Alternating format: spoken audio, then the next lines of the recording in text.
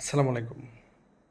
খন্দকের যুদ্ধ, মদিনার চারপাশে একটা পরিখা খনন করতে হবে। সময় অনেক কম, 10,000-এর বেশি শত্রু সৈন্য কাফেররা এগিয়ে আসছে। সময় খুবই কম। এই অবস্থায় একজন লিডার কি করবেন? আর সেই লিডারটা যদি হয় হজরত মুহাম্মদ সাল্লাল্লাহু আলাইহি ওয়াসাল্লাম।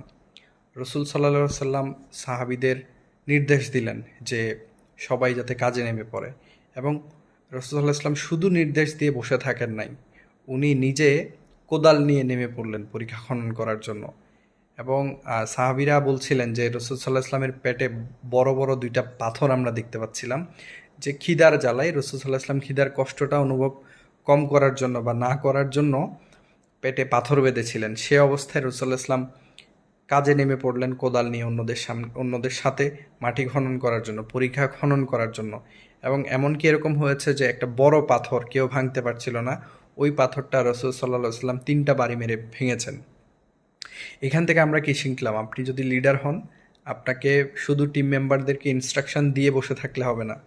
আপনাকে টিম মেম্বারদের সাথে অপারেশনে নামতে হবে, কাজে নামতে হবে। কাজটা করে আগে তাদেরকে দেখিয়ে দিতে হবে কীভাবে করতে হয়। আপনি যখন কাজ করবেন, আপনি যখন নেমে যাবেন একজন লিডার হিসেবে, আপনার টিম মেম্বাররা অনুপ্রাণিত হবে এবং তারাও কাজ করার প্রতি আগ্রহ, মোটিভেশনটা অনেক বেশি পাবে। ধন্যবাদ। আসসালামু আলাইকুম।